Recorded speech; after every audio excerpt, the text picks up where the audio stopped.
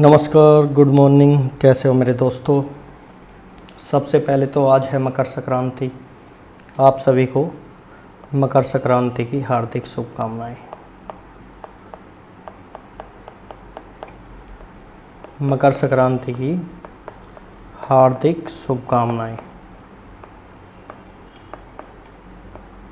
भगवान से प्रार्थना करते हैं कि जिस कार्य में भी आप लगे हुए हैं सफल हों और भगवान आपको सफल बनाए। तो मकर संक्रांति का भी अपना महत्व है। मैं थोड़ा सा इस टॉपिक पे 1 मिनट बात कर लेता हूँ।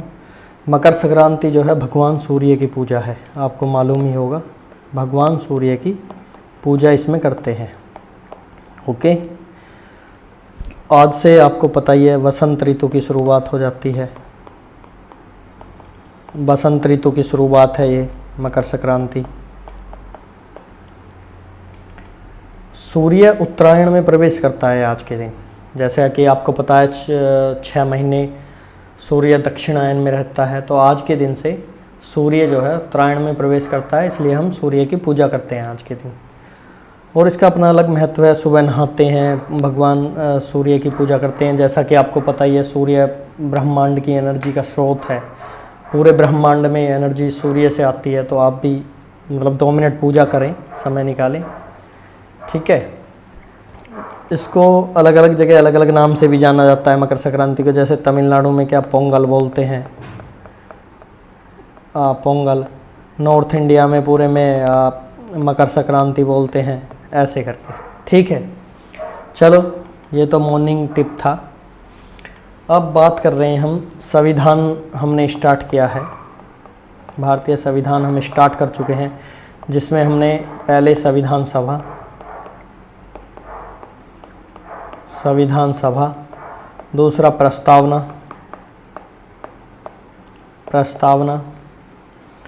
और तीसरा संविधान के स्रोत। इन तीनों टॉपिक के बारे में हम बात कर चुके हैं। मैंने क्लासेस डाल दी हैं यूट्यूब पे, आप ने देखी होंगी। आपको कैसी लगी प्लीज़ कमेंट करो, मुझे क्या सुधार करना है और उसमें वॉइस कैसी है। राइटिंग थोड़ी गंदी है अभी, प्लीज़ थोड़ा सा टाइम मिलेगा तो वो ठीक हो जाएगी।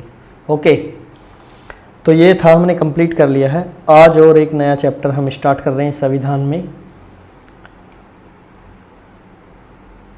जिसका नाम है संविधान के भाग और अनुसूचियाँ।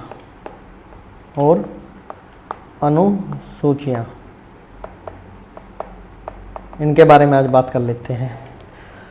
तो ये संविधान की शुरुआत हो चुकी है हमारी, आपको पता ही है। इसमें प्रस्तावना, संविधान सभा और संविधान के स्रोत कहाँ से हमने संविधान लिया, इसके बारे में हम बात कर चुके हैं। आज संविधान के भाग और संविधान के अनुसूचियों के बारे में बात करते हैं। तो संविधान में कुल भाग जो हैं वो 22 हैं, ठीक है। संविधान में कुल भाग 22 हैं। अनुसूचियाँ 12 हैं और जो अनुच्छेद हैं वो 395 हैं। मुझे पता है आपके दिमाग में क्या सवाल चल रहा है, मैं उसको क्लैरिफाई कर देता हूँ। संविधान के भाग 22 ही हैं। जो भाग हैं संविधान के 22 हैं, लेकिन हमने कई भाग में संविधान संशोधन करे हैं। संविधान संशोधन करके कोई और भाग जोड़ दिया जैसे, लेकिन वो उसके अंडर में ही आता है। मतलब टोटल भाग 22 ही रहेंगे। काउंटिंग हम करें तो मान लो 25 हो गए, 28 हो गए, वो अलग है। लेकिन जो संविधान के भाग हैं वो 22 ही हैं, ठीक है। जो संविधान में अनुसूचियां हैं वो मूल संविधान में 8 थी और अब 12 हैं। पहले जो मूल संविधान जो हमारा था उसमें अनुसूचियां जो थी वो 8 थीं और अब कितनी हैं, अब हैं 12। इसका मतलब 4 अनुसूचियां हमने बाद में जोड़ी हैं। जब संविधान संशोधन हुए तब हमने 4 अनुसूचियां जोड़ी हैं। जब अनुसूचियों को हम डिटेल में पढ़ेंगे मैं बताऊंगा, ठीक है। अभी बात कर लेते हैं संविधान के भाग। जो संविधान के 22 भाग हैं उनके बारे में मैं एक बार आपको लिखवा देता हूँ। ठीक है, संविधान के जो 22 भाग हैं उनके बारे में मैं आपको लिखवा देता हूँ। नंबर 1, संविधान का जो पहला भाग है उसमें दिया गया है संघ और उसका राज्य क्षेत्र। संघ और उसका राज्य क्षेत्र, ये दिया गया है संविधान के भाग 1 में कि जो संघ है और उसका जो संघ का जो राज्य क्षेत्र है वो क्या होगा। ठीक है, ये संविधान के भाग 1 में दिया गया है। 2-3 बार आपको ये संविधान भाग पढ़ने पड़ेंगे तब याद होंगे। इसमें कई बार सवाल आया है। ठीक है, एग्जाम में क्वेश्चन इसमें से पूछा जाता है। ठीक है, नंबर 2 इम्पोर्टेंट है। क्या है दूसरे में, क्या प्रावधान है? नागरिकता, सिटीजनशिप। नागरिकता का प्रावधान भाग 2 में दिया गया है। ठीक है, जब हम पढ़ेंगे संविधान आगे इनके बारे में डिटेल में पढ़ेंगे। 3 में क्या है? मौलिक अधिकार। तीसरे में क्या दिया गया? मौलिक अधिकार। ठीक है, याद रखिए। 4 में है जिसको शॉर्ट में हम बोल देते हैं डीपीएसपी, राज्य के नीति निर्देशक तत्व। राज्य के नीति निर्देशक तत्व। ठीक है, 4 में ये दिया गया। 5 में संघ सरकारें, संघ सरकार भाग 5 में दिया गया है। अब जैसे भाग 5 है तो इसमें अध्याय दे रखे हैं अलग अलग। अध्याय फर्स्ट में दे रखा कार्यपालिका। अध्याय सेकंड उसमें दे रखा है संसद। ये क्वेश्चन पूछा गया है। ठीक है, कि संघ सरकार 5 भाग में, भाग 5 में संघ सरकार के संसद कौन से अध्याय में दिया गया है। ठीक है, अध्याय 3 राष्ट्रपति की विधायी शक्तियाँ, राष्ट्रपति की विधायी शक्तियाँ। भाग 4 में संघ की न्यायपालिका, संघ की न्यायपालिका कैसी होगी।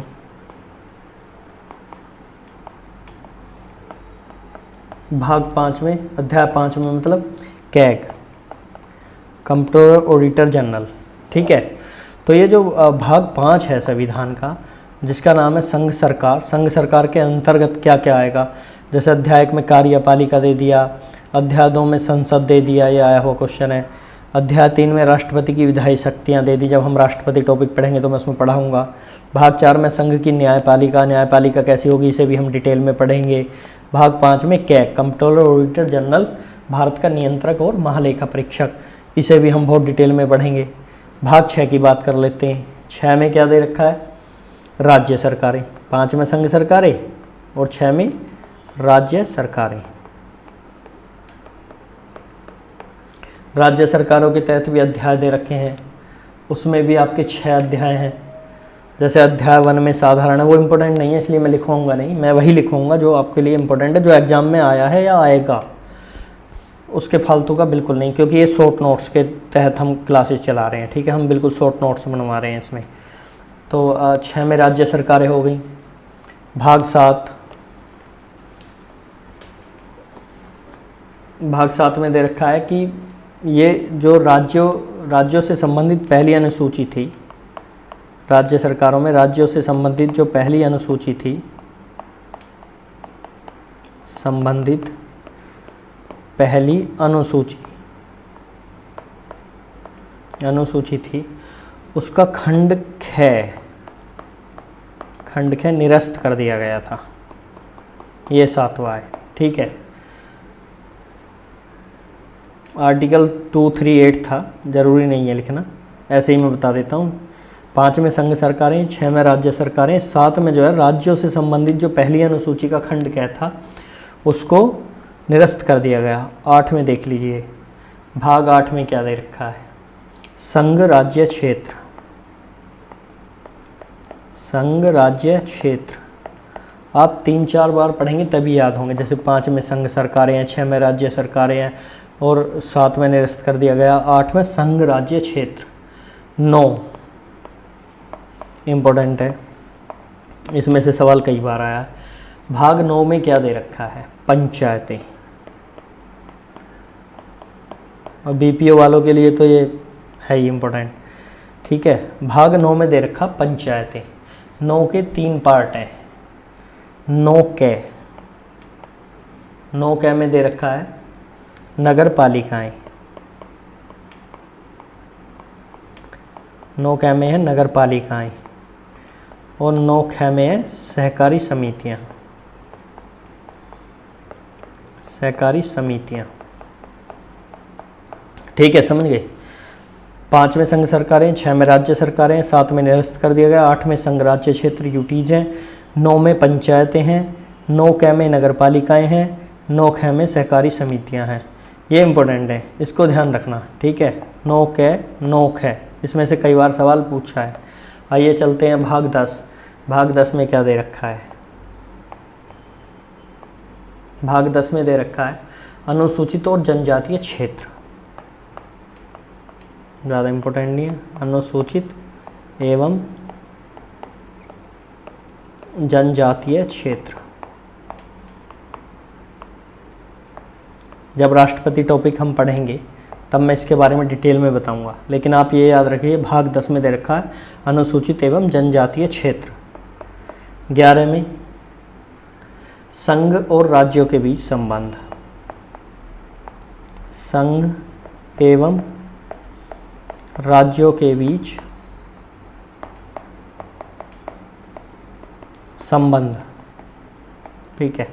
इसमें 2 अध्याय हैं, इसके भी 2 पार्ट हैं। पार्ट फर्स्ट में देखा विधायी संबंध, विधायी संबंध, और पार्ट सेकंड में दे रखा है प्रशासनिक संबंध।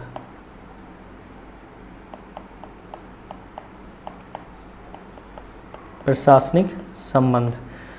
जो भाग 11 है, 10 में अनुसूचित एवं जनजातीय क्षेत्र है, 11 में संघ एवं राज्यों के बीच में संबंध दे रखे हैं, क्या क्या संबंध होंगे। उसमें पार्ट फर्स्ट में तो विधायी संबंध है और पार्ट सेकंड में प्रशासनिक संबंध है, ठीक है। भाग 12 पे बात करते हैं। 12 में दे रखा है वित्त, वित्त, संपत्ति, संविदाएं और वाद। संविदाएं और वाद, ये दे रखा है भाग 12 में। 12 वित्त, 12 वित्त ऐसे याद कर लो। 13 में क्या दे रखा है? भारत राज्य क्षेत्र के भीतर व्यापार, वाणिज्य एवं समागम, ठीक है, ऐसे ही याद कर लो, ज़्यादा इंपॉर्टेंट नहीं है। 12 में वित्त, 13 में व्यापार है, एक एक कीवर्ड करके याद कर लो। अब देखिए भाग 14, ये भी इम्पोर्टेंट है, लिख लीजिए। भाग 14 में क्या दे रखा? संघ और राज्यों के अधीन सेवाएं जो आती हैं। संघ एवं राज्यों के अधीन सेवाएं।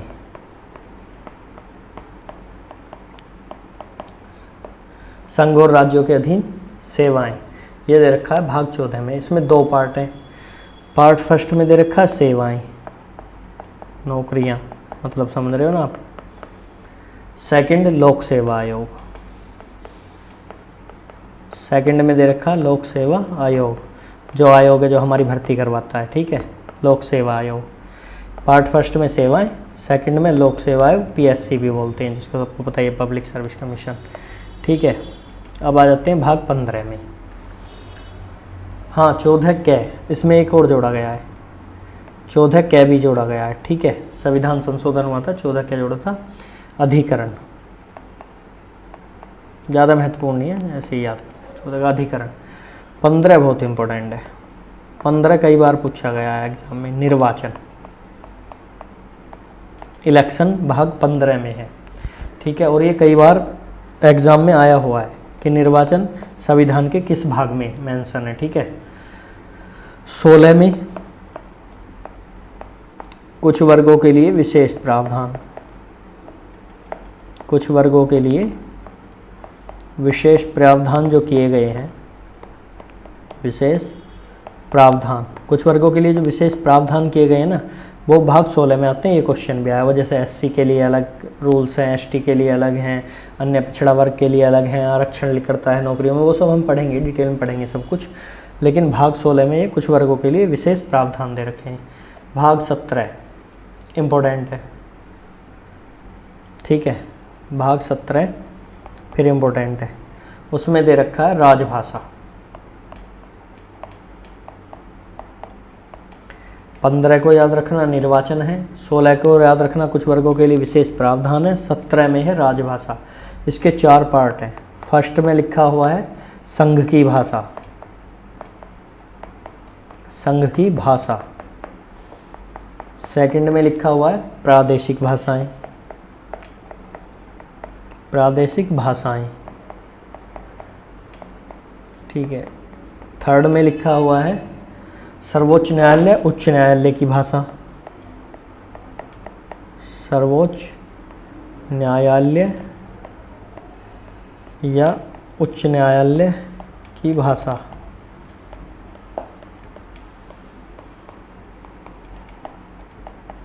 उच्च न्यायालय की भाषा। और भाग 4 लास्ट में दे रखा है विशेष निर्देश,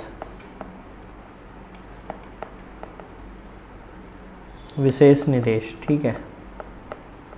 ये है 17 में जो राजभाषा दे रखा है टॉपिक, संविधान के भाग 17 में राजभाषा जो दे रखा है, उसके अध्याय 1 में दे रखा है संघ की भाषा क्या होगी, संघ की भाषा कैसी होगी। दूसरे में दे रखा है प्रादेशिक भाषाएं। तीसरे में दे रखा है सर्वोच्च न्यायालय का काम कौन सी भाषा में होगा, सर्वोच्च न्यायालय कौन सी भाषा यूज करेगा, उच्च न्यायालय कौन सी भाषा यूज करेगा, उसका काम कौन सी भाषा में होगा। और फोर्थ में दे रखा है विशेष निर्देश, ठीक है। 18 में इम्पोर्टेंट है, ये भी कई बार पूछा है, आपात उपबंध। आपात उपबंध, आपात उपबंध मतलब आपातकालीन जो सेवाएं होती हैं, जैसे आपातकाल लग जाता है, राष्ट्रपति शासन लग जाता है, उस सब के बारे में इसी में दे रखा है, ठीक है। यह है आपात उपबंध। 19वें प्रकीर्ण, 19वें प्रकीर्ण मतलब इंग्लिश का वर्ड है इसमें मिसलेनियस, मिसलेनियस, ठीक है। इसको आप देख लेना, प्रकीर्ण है 19 में, इम्पोर्टेंट नहीं है। 20 में दे रखा है संविधान संशोधन, इम्पोर्टेंट है, पूछा गया है क्वेश्चन। 20 में दे रखा है संविधान संशोधन। 21 में अस्थायी संक्रमणशील, अस्थायी संक्रमणशील और विशेष उपबंध। और क्या है, विशेष उपबंध, ये दे रखा है भाग 21 में। भाग 22 में दे रखा है संक्षिप्त नाम, संक्षिप्त नाम, प्रारंभ और हिंदी में प्राधिकृत पाठ, हिंदी में प्राधिकृत पाठ।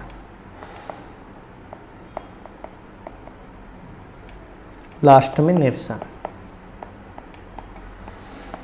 ये 22 भाग हैं जो संविधान में दे रखे हैं, जिनके बारे में हमने पढ़ लिया है, ठीक है। नेक्स्ट क्लास में मैं अनुसूचियों के बारे में बताऊंगा जो 12 हैं, और उनमें कब कब संविधान संशोधन करके 9वीं अनुसूची कब जोड़ी गई, 10वीं कब जोड़ी गई, उसमें क्या दे रखा है, ठीक है, उनको डिटेल में पढ़ेंगे। Thanks for watching.